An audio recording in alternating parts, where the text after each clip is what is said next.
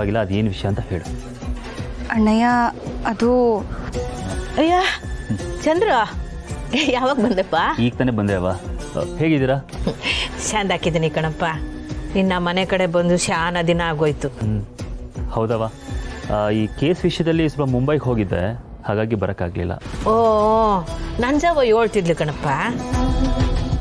ನಡಿಯಪ್ಪ ಒಳಕ್ಕೆ. ನೇಹ, ಯೋನವ ನೀನು ಹೊರಗೆ ನಿಲ್ಸ್ಕೊಂಡು ಮಾತಾಡ್ತಿದ್ಯಲ್ಲ, ಕರ್ಕೊಂಡು ನಡಿ ಒಳಕ್ಕೆ.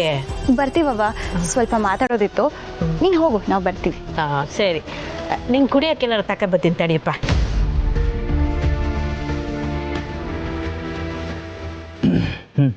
ಸರಿ, ಹೇಳಿಸ್ತೀನಿ. ಏನು ವಿಷಯ?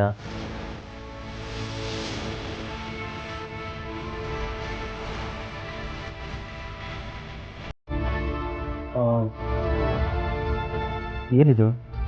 ತಗೋ, ನೀನೇ ಓದು.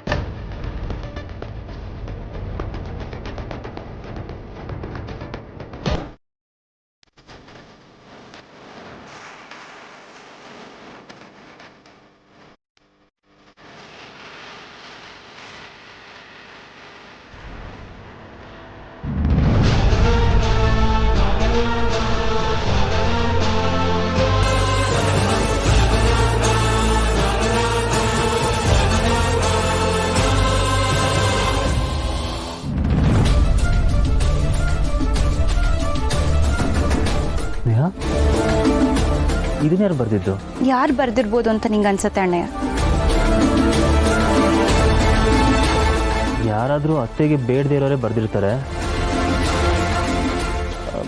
ಬಟ್ ಸ್ನೇಹ, ಇದನ್ನು ನೀನು ಯಾಕೆ ಇಟ್ಕೊಂಡಿದೀಯಾ? ಇದನ್ನ ನನಗೆ ಗೊತ್ತಿಲ್ಲದೆ ನನ್ನ ಬ್ಯಾಗಲ್ಲಿ ಯಾರೋ ಇಟ್ಟಿದ್ದಾರೆ ಅಣ್ಣಯ್ಯ. ಈ ಲೆಟರ್ ಸಿಕ್ದಾಗಿಂದ ನಂಗೆ ಬರೀ ಇದ್ರದ್ದೇ ಯೋಚನೆ ಆಗಿದೆ.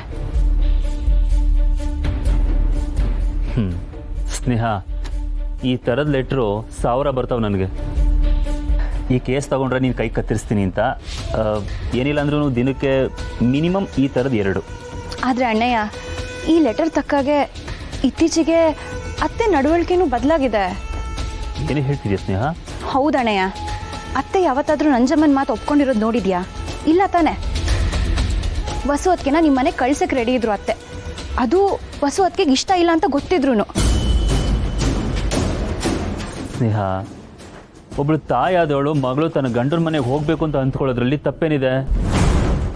ಗಂಡ ಹೆಂಡ್ರು ಅಂದರೆ ಹಿಂಗೆ ಇರಬೇಕು. ಕಾಳಿ, ಅವರು ಬಕ್ಕಾರಮ್ಮನವ್ರ ಬಗ್ಗೆ ತಾನೇ ಮಾತಾಡ್ತಿರೋದು? ಹೂ ಕಣವಿ, ನನಗೂ ಚೂರು ಹಂಗೆ ಕೇಳಿಸ್ತು.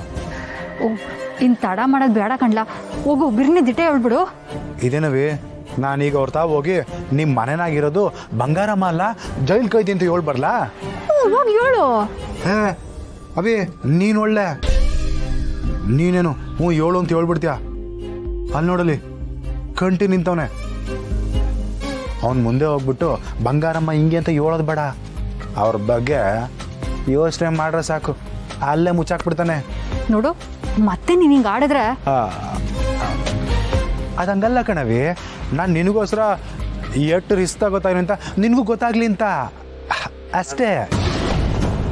ನಾನು ಅವ್ರ ತಾವು ಹೋಗಿ ದಿಟ ಹೇಳಿದ್ಮ್ಯಾಕೆ ಅವ್ನು ನನ್ನ ಕೊಲ್ಲಕ್ಕೆ ಬಂದರೆ ನೀ ಇಲ್ಲೇ ನಿಂತ್ಕೊಂಡು ನೋಡ್ತಾ ಇರ್ಬೇಡ, ಬಂದು ತೊಡಿ ಆಯ್ತಾ? ಏ, ಹಂಗೆಲ್ಲ ಏನೂ ಆಗಕ್ಕಿಲ್ಲ ಕಣ್ಲ, ವಾಗ ಹೇಳು. ಆಗ್ಬಿಟ್ರೆ ಆದ್ರೆ ನೋಡುಮಾ, ವಾಗ ನೀನು. ಏ ಅವಿ, ನೋಡ್ಬೇಡ, ಅಲ್ಲಿ ಬಂದು ತಡಿ. ಹಾಂ ಸರಿ ಸರಿ, ಈಗ ವಾಗ ನೀನು.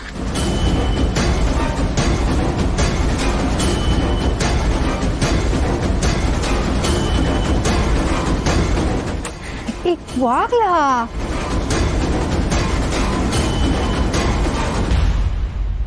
ನಾನು ಅವತ್ತು ನಿಮ್ಮನ್ನು ನೋಡಿದಾಗಲೇ ನೀವೇನೋ ಟೆನ್ಷನ್ ಇದ್ದೀರ ಅಂತ ನಂಗೆ ಗೊತ್ತಾಯಿತು.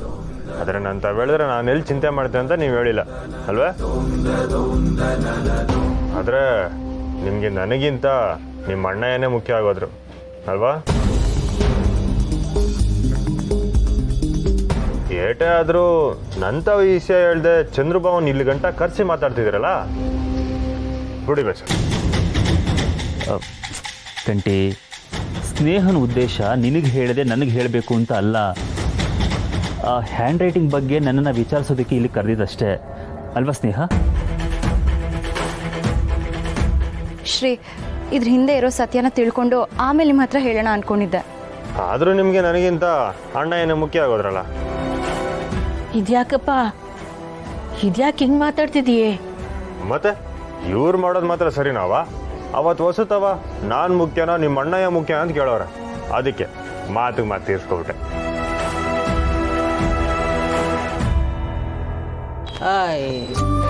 ಹುಡುಗಾಟ್ವೇ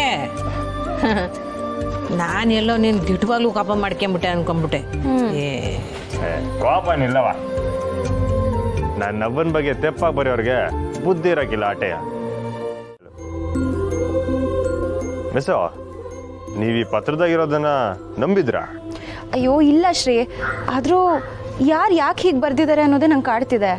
ಅಯ್ಯೋ ಬುಟ್ಟಾಕಿ ಮಿಸ್ಸೋ, ಅವ್ವ ಹೇಳಿಲ್ವೇ ಯಾರೋ ಬ್ಯಾಡ್ದಿರೋರು ಮಾಡಿರೋ ಕೆಲಸ ಇದು, ನಮ್ಗೇನು ದುಶ್ಮನಿಗಳು ಕಮ್ಮಿ ಅವ್ರೆ. ನೀವು DC ಆಗ್ಬಾರ್ದಂತ ಏಟೊಂದು ಜನ ಅಡ್ಡ ಹಾಕಿದ್ರು ಕೊನೆ ಗೆದ್ದಿದ್ದಾರು ನೀವೇಯ. ಅವ ಈ ಕಾಗ್ದನ ಕಿತ್ಕೊಂಡು ಅರ್ಧಗಿರ್ದು ಹಾಕ್ಬಿಟ್ಟಾರ. ನಮ್ಮವರು DC ಆಗೊಂಟವ್ರೆ. ಡೆಲ್ಲಿಯಿಂದ ಟ್ರೈನಿಂಗ್ಗೆ ಲೆಟರ್ ಬಂದೈತೆ.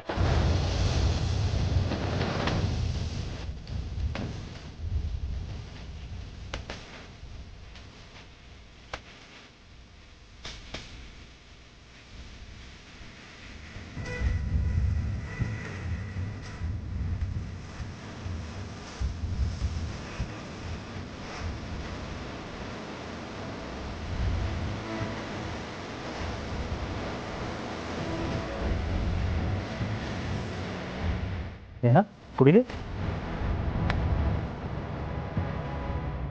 Wow, great Sneha, congrats Sneha. Thanks ಅಣ್ಣಯ್ಯ. ಇದನ್ನ ಹೇಳಕ್ಕೆ ನಾನು ಬಂದಿದ್ದು. ಮಿಸ ಕೈ ಕೊಡಿ. ತಾನೇ ಅಭಿನಂದನೆ. Thank you Shri. ಸ್ನೇಹ ಅಯ್ಯಪ್ಪ